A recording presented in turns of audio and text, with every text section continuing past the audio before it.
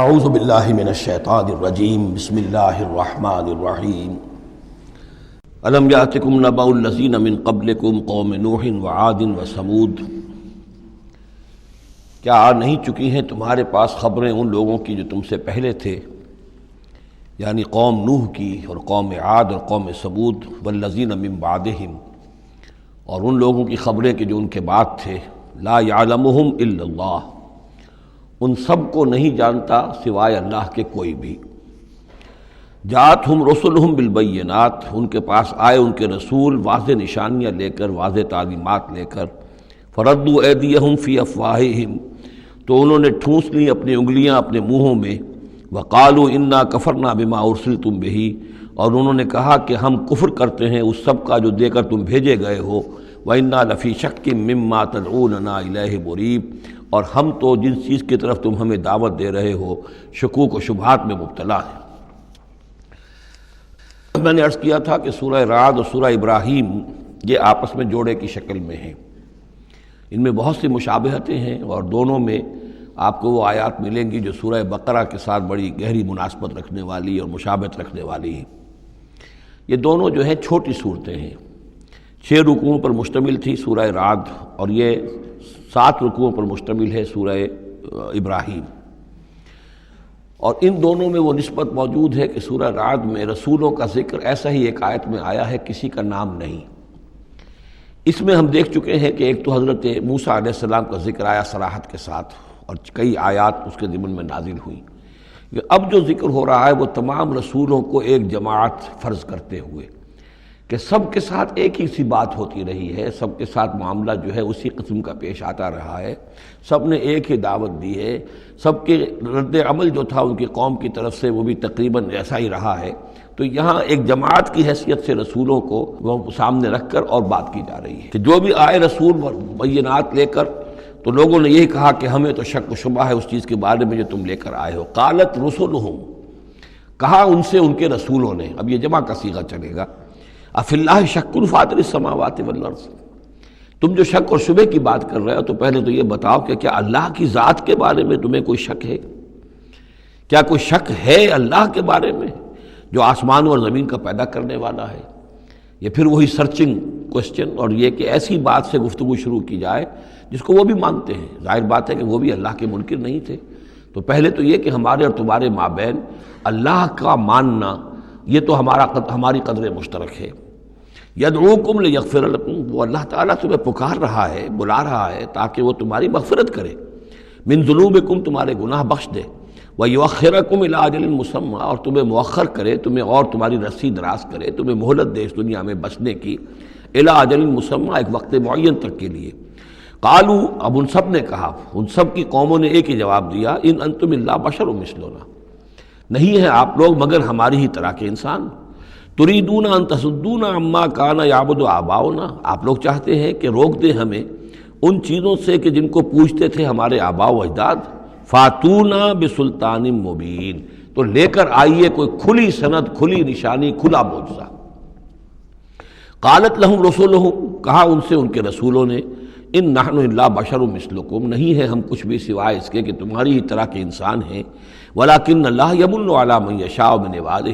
لیکن اللہ کا معاملہ ہے وہ اپنے بندوں میں سے جس پر چاہتا ہے احسان کر دیتا ہے۔ اس نے ہمیں چن لیا ہے، ہمارا سلیکشن ہوا ہے، ہمیں پھر اللہ تعالیٰ نے وہی بھیجی ہے اور ہمیں مامور کیا اس خدمت پر کہ تمہیں خبردار کرے۔ وما کان لنا ان ناتیکم بسلطان الا باذن اللہ، اور ہمارے لیے یہ ممکن نہیں ہے کہ ہم تمہارے لیے اور تمہارے سامنے کوئی سلطان اور سند پیش کر سکے، کوئی دلیل لا سکے، کوئی نشانی لے آئے، الا باذن اللہ، مگر اللہ کے حکم سے۔ وعلی اللہ فلیتوکل المؤمنون، اور اہل ایمان کا تو فرض یہ ہے اور طریقہ کار یہ ہونا چاہیے کہ وہ اللہ ہی پر توکل کرے۔ وما لنا الا نتوکل علی اللہ، اور ہمیں کیا ہوا ہے کہ ہم اللہ پر توکل نہ کریں؟ How is it possible for us, کیسے ممکن ہے کہ ہم اللہ پر توکل نہ کریں؟ وقد ہدانا سبلنا، اس نے تو ہمیں اپنے راستوں کی ہدایت دی ہے، ہمیں اپنے طرف آنے والے راستے، تقرب الی اللہ کے تمام طریقے اس نے ہمیں سکھا دیے ہیں۔ وَلَنَصْبِرَنَّ عَلَىٰ مَا آذَيْتُمُونَا، اور جو تم ہمیں ایذائیں پہنچا رہے ہو، جو بھی تم کہہ رہے ہو، ہم اس پر یقیناً اللہ تعالیٰ ہم صبر کریں گے اس پر کہ جو بھی تم ایذا پہنچا رہے ہو۔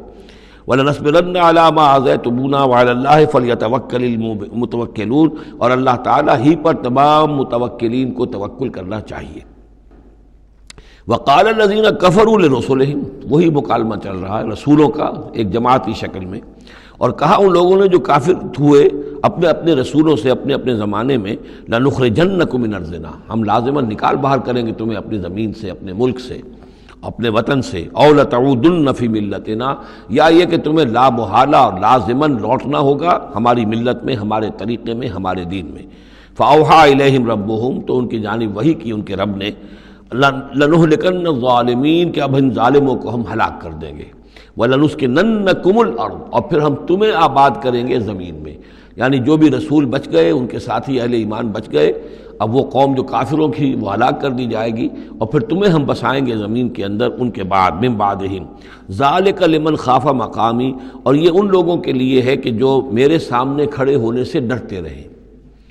کانپتے رہیں، لرزتے رہیں کہ ایک وقت آئے گا کہ انہیں میرے سامنے کھڑے ہونا ہے، محاسبے کا دن ہوگا، آخرت کی گھڑی ہوگی، اور اس میں وہ جو عدالت اخروی ہے اس میں میرے سامنے کھڑا ہونا ہوگا۔